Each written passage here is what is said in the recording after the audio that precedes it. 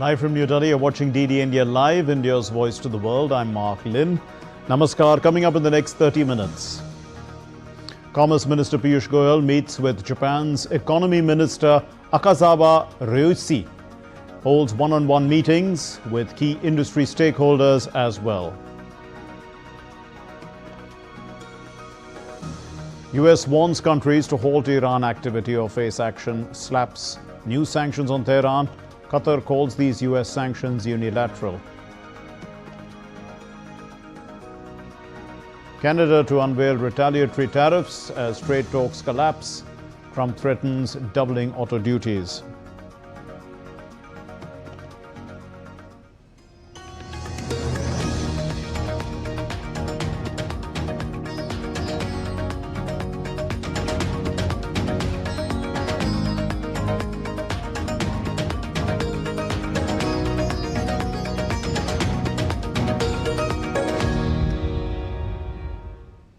India's Commerce Minister Piyush Goyal held a bilateral meeting with Japan's Economy Minister Akazawa Ryuichi in Tokyo. The meeting focused on strengthening bilateral engagement across emerging industries, expanding trade ties and monitoring progress towards the targeted 10 trillion Japanese yen investment roadmap agreed upon during the earlier meeting between Prime Minister Narendra Modi and the Japanese Prime Minister Sanae Takaichi. Goyal pointed out that India is also emerging as an attractive destination for digital infrastructure, having already secured $200 billion in commitments from global hyperscalers for data centers. The meeting served as a platform to review cooperation across sectors, including artificial intelligence, semiconductor ecosystems, data infrastructure, shipbuilding, green ammonia, and high-precision engineering. Next year, we shall be marking the 75th anniversary of Japan-India diplomatic relationship. As we move forward in this very special strategic and global partnership, we should explore new areas of collaboration, as was discussed by both Prime Ministers. Japan and India complement each other. We have certain strengths which will support the Japanese technological advancements, and I'm confident that if we work in that spirit of mutual benefit for both economies and the prosperity of the people of Japan and India, we have a very bright future ahead. Union Commerce and Industry Minister Piyush Goyal is in Japan, and he met Mitsui O.S.K. Line's Executive Vice President Hasashi Umemura on Tuesday. They discussed strengthening cooperation in shipping, logistics and maritime technology to further boost India-Japan trade and economic ties. Minister Goyal also met with Koji Ikeya, Director and COO at Toshiba Corporation. They discussed opportunities to deepen Toshiba's engagement with India in advanced manufacturing and technology. Minister Goyal also met with E.G. Hashimoto, Representative Director, Chairman and CEO, and senior officials of Nippon Steel Corporation. They discussed opportunities to strengthen cooperation in steel manufacturing, technology transfer, and sustainable production. Minister Goyal said that India remains committed to deepening its partnership with Japan's steel industry to support the country's growing manufacturing base. The Union Minister Piyush Goyal held a roundtable with leading CEOs of the Japanese semiconductor and AI companies. Addressing this event, Goyal, he said that India's semiconductor demand is expected to reach $150 billion by 2032. He also said that the India-Japan partnership can help meet the aspirations of 1.4 billion Indians while opening new avenues for Japanese businesses in India's growth story. Let's listen. We expect our semiconductor demand to now grow up to $150 billion by 2032. And we would like to make India a major global electronics manufacturing base. Thus, the complementarity between Japan and India makes it a very strategic opportunity.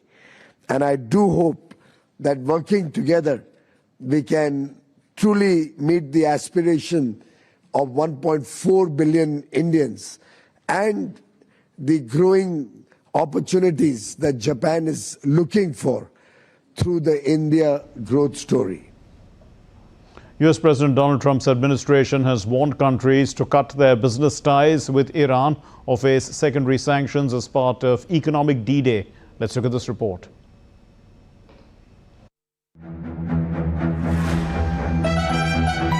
US Treasury Secretary Scott Bessent has announced a new round of sanctions aimed at Iran.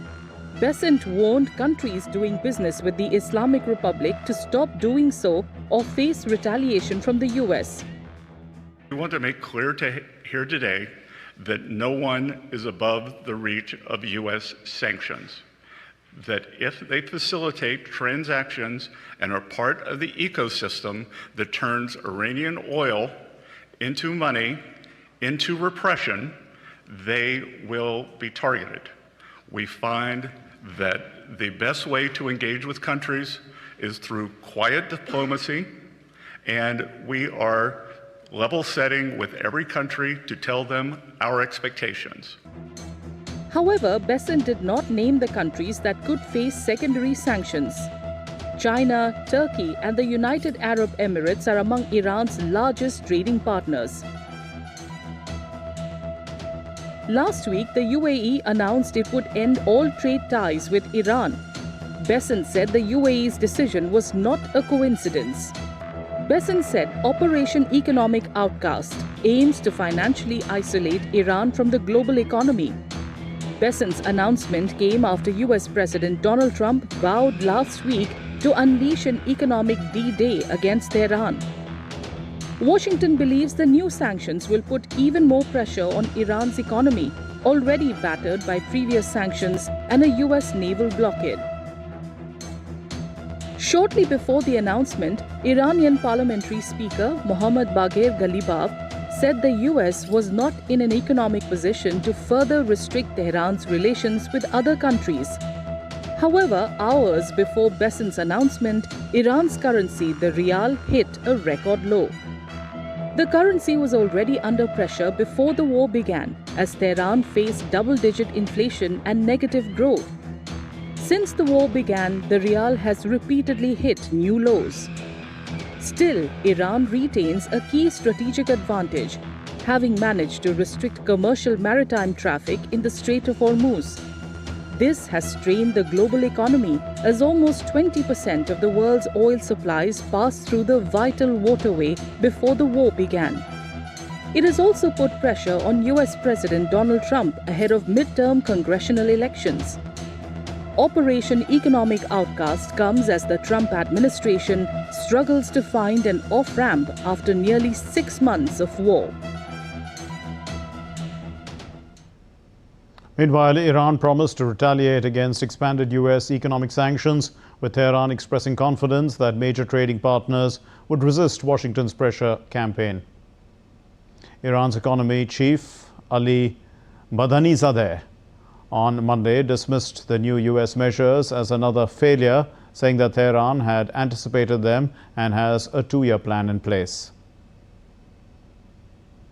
Calling the US sanctions on Iran unilateral, Qatar has said it supports mediation efforts to resolve the issue between the two countries. These are unilateral sanctions. They are not UN sanctions. They are not, multilateral sanctions, and therefore the question is to be asked of those who decided to impose these sanctions. For us, our priority was always reaching a diplomatic solution through talks. In what could escalate the ongoing trade tensions between Canada and the United States, the Canadian officials will on Tuesday announce retaliatory tariffs against the United States. The trade negotiations between the two countries collapsed late Friday, with the two sides blaming each other for the failed talks. Both sides were negotiating a trade deal to cut US tariffs and avert new 50% levies on select Canadian goods. The Canadian Prime Minister Mark Carney rejected what he called a bad deal and announced retaliatory tariffs effective September 8. Trump on Monday warned that he would double tariffs on Canadian vehicles beginning next year. Carney also vowed to move away from matching US tariffs dollar for dollar and instead use more targeted retaliation aimed at protecting Canadian workers and businesses. The Trump administration on Monday proposed an increase in H-1B visa fees to more than $100,000 for U.S. employers hiring highly skilled foreign workers after the previous attempt faced a legal setback. The U.S. Department of Homeland Security released a regulation proposing an additional fee of $103,265 on new H-1B visas for foreign workers. The U.S. President Donald Trump had last year imposed a $100,000 fee on H-1B visa applications in a temporary proclamation, but has now been halted by the courts. But now he's argued that the visa program has been exploited to replace rather than supplement American workers. Now, a new proposal also comes nearly 2 months after a federal appeals court had struck down the Trump presidential order, that one that we talked about earlier, of $100,000 fee on H-1B visa applications. The H-1B visa program allows the U.S. employers, they are largely tech companies, to hire highly skilled foreign workers and offers 65,000 visas annually, with another 20,000 for workers with advanced degrees. Now, the visas, they are approved for 3 to 6 years, and a majority of the tech companies in the U.S. are dependent on this visa program to hire thousands of employees each year from countries like India mostly, and also China. Indians account for about 70% of all H-1B skilled workers, the visa beneficiaries in the United States. Chancellor Friedrich Merz said on Tuesday that German government will soon announce who is responsible for an attempted drone attack on the Leipzig-Halle airport, which happened earlier this month. Speaking at a coalition summit, Merz, he said that his government was working intensively on this with the security authorities and will present the findings soon. The Chancellor also said that Germany has increasingly become a target of hybrid attackers. Merz also spoke about German economic conditions and woes, saying that the country wanted to overcome the sluggish growth in its country. Germany has increasingly become a target for hybrid attackers. This is clearly demonstrated by the attack on August 4 at Leipzig Airport. Attackers are increasingly ruthless, accepting even severe property damage and even injuries and fatalities. We are working intensively on this issue with the security authorities and will present our findings and comments on them shortly. Let's take a look at other stories making news around the world. Paramount Pictures is developing a sequel to the 2003 romantic comedy How to Lose a Guy in 10 Days, with Kate Hudson set to produce and the studio hoping to reunite her with Matthew McConaughey. The project is in early development, with no writer or cast formally attached yet.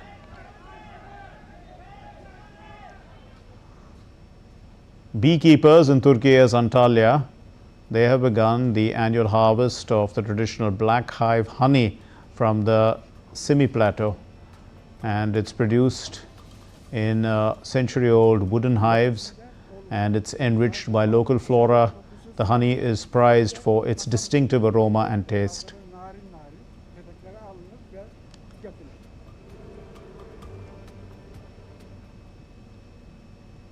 Tunisians marked Prophet Muhammad's birthday with a vibrant Stambali music parade through the historic Medina of Tunis. The event celebrated Maulid, which, while promoting the traditional Tunisian music genre rooted in African heritage.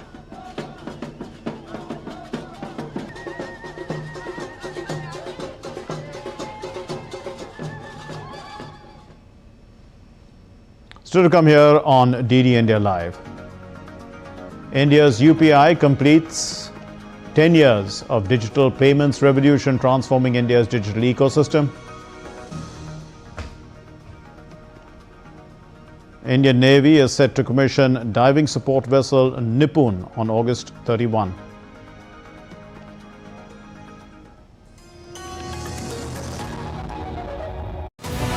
This week on Defense Dynamics, how Pakistan's new military command structure puts Asim Munir at the center of his defense architecture and what it means for India. How India's reported plans for 1,000 quick reaction surface-to-air missiles and 1,000 Akash new generation missiles could transform indigenous air defense production. And how MQ-9B Sea Guardians are strengthening India's surveillance across the Indian Ocean. Catch full analysis this Wednesday at 8 PM IST only on DD India.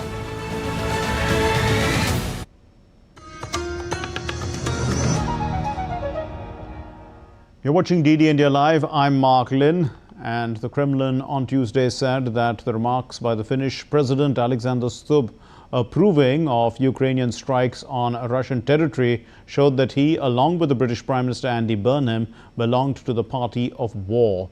He also accused Stubb and other Western leaders of misleading their own voters by claiming that it was possible for Russia to be strategically defeated. Mr. Stubb is also a prominent representative of the party of war, together with the Prime Minister of the United Kingdom, Andy Burnham. Over the past few days, they have distinguished themselves with such militant statements. They want the war to continue. They are misleading their voters by saying that Russia's defeat is possible. This is a very great deception. Brazil's National Data Protection Agency said on Tuesday it had imposed a fine of nearly $30 million on TikTok for irregularities in the processing of data belonging to children and adolescents. In addition to the fine imposed, the agency ordered parent company ByteDance to delete the data collected in violation of regulations. As per the agency, TikTok has committed to implement a compliance plan to improve the protection of children and adolescents. Earlier this month, the agency also ordered the suspension of popular streaming platform Discord after a teenage girl was allegedly encouraged to take her own life during a broadcast.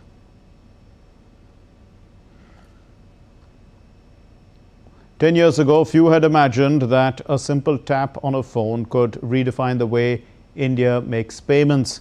Now today, the Unified Payments Interface, that's the UPI, is not just a technology, it's part of everyday life, from buying groceries to paying bills. It has become the trusted bridge to digital India, empowering millions, also earning global acclaim. Rahul Upadhyay has this report. The Unified Payments Interface, or UPI, launched on 25th August 2016 by the National Payments Corporation of India under the Reserve Bank of India's oversight, completes a decade of transforming digital payments. It has become the backbone of India's digital ecosystem and a key driver of financial inclusion. Over 10 years, UPI has scaled at an unprecedented pace. Annual transaction volume surged from just 1.78 crores in fiscal year 2016-17 to over 24,162 crores in fiscal year 2025-26, a nearly 13,000-fold jump. Transaction value too leaped from 0.07 lakh crore rupees to 314 lakh crore rupees, marking a more than 4,000-fold rise. UPI has become one of the strongest pillars of India's digital public infrastructure. Its interoperable, real-time platform enables seamless peer-to-peer and merchant payments, bridging the digital divide and expanding access to financial services across urban and rural India. The scale and reliability of UPI have earned global recognition. UPI is accepted in 11 countries, with Greece and the Maldives being the latest to adopt India's real-time payment platform. The International Monetary Fund has acknowledged it as the world's largest real-time payment system by transaction volume, underscoring India's leadership in building inclusive and innovative digital infrastructure. Looking ahead, the next decade promises even greater transformation. With continued policy support, technological innovation, and wider adoption, UPI is set to bring more users and merchants into the fold. strengthening India's digital payments ecosystem, and advancing financial inclusion. Rahul Upadhyay's report for DD India. In a social media post, Prime Minister Narendra Modi highlighted the UPI's remarkable journey. He said that the scale and reach of this platform is something every Indian could be proud of. The Prime Minister has invited citizens to share their personal experiences of how this revolutionary payment gateway has changed their lives.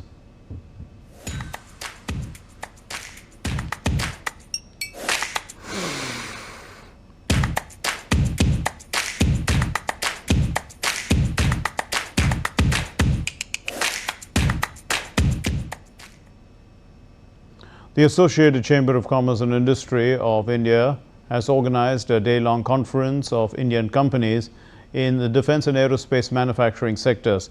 The Defense Production Secretary Sanjeev Kumar outlined the major reforms which have resulted in Indian defense production reaching a record 1.78 lakh crore rupees this year. The second edition of the Defence Strategic Dialogue between India and New Zealand was held in Wellington. And this meeting was co-chaired by the Joint Secretary, Ministry of Defence, Amitabh Prasad, and the Deputy Secretary in New Zealand's Ministry of Defence, Richard Schmidt. The high-level talks focused on maritime security, joint military training, and strengthening overall defence cooperation. The two countries reaffirmed their commitment to a free, open, and inclusive Indo-Pacific region.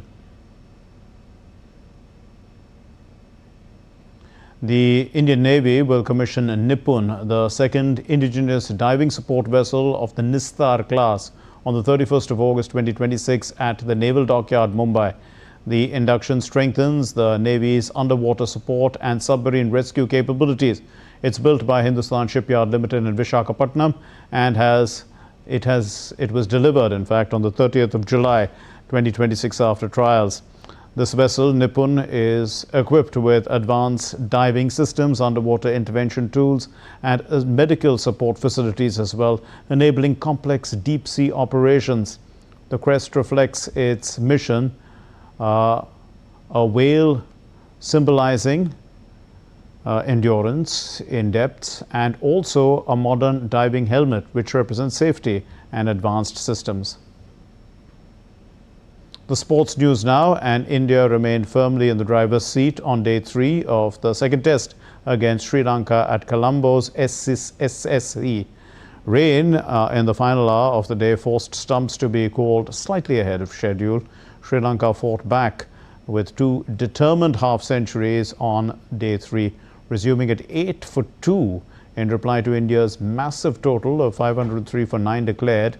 The hosts were under early pressure, but Pasindu Surya Bandara, he played a confident knock of 80 from 133 balls, hitting 9 fours, and then Sonal Dinusha anchored the innings with an unbeaten 85 from 137 deliveries, including 6 fours and 2 sixes. At stumps, Sri Lanka were 265 for 8, quite a recovery, but still trailing India by 238 runs. Dinusha will look to extend the innings on day 4 and reduce the deficit further. For India, the pacer Prasidh Krishna and the left-arm spinner Manav Sutar, they took 3 wickets apiece, while Ravindra Jadeja, and Manav Sutar scalped 1 piece each. The Indian Grandmaster Praggnanandhaa secured his place in the final of the last leg of the Grand Chess Tour with a commanding 19-9 victory over Germany's Vincent Kmar. Praggnanandhaa will now face the pre-event favourite and the defending champion Fabiana Caruana of the United States in the title clash. The Indian entered the final day with a 6-point advantage after winning the second classical game against Kmar. With the competition moving to shorter formats, Praggnanandhaa wasted little time in strengthening his position. He won both the rapid games against Kmar to establish an unassailable 17-3 lead. Another victory in the opening blitz game took Praggnanandhaa to 19 points and confirmed his place in the final. However, after that, his tiredness got to him and he lost the remaining 3 inconsequential blitz games, even being checkmated in the very last game. Xabi Alonso won his first game as Chelsea boss thanks to Morgan Rogers' debut goal and Joao Pedro's strike to secure a pulsating 3-2 victory against Fulham. Alonso has been hired to revive Chelsea after their dismal 10th place finish in the Premier League last season. The former Real Madrid boss has a point to prove after being sacked by the Spanish club following less than 8 months in charge. Chelsea got off to a dream start after 31 seconds when Joao Pedro flicked the ball over goalkeeper Bernard Leno to score. Fulham equalised when Josh King beat goalkeeper Robert Sanchez, but two of Chelsea's new signings, these two new signings, who were Morgan Rogers and Cole Palmer, they combined to seal the match. And that's all we have in this edition of DD India Live. Let's know your thoughts on the news of the day. And for those of you on the go, let's get the latest news and updates from across the world on the DD India mobile app, which is available on Android and iOS platforms. The QR code is on your screens. You can scan them and download it. We'll be back with more news as it breaks here on DD India. My name is Mark Lynn. From all of us here in Delhi, thank you very much for watching DD India Live. Namaskar.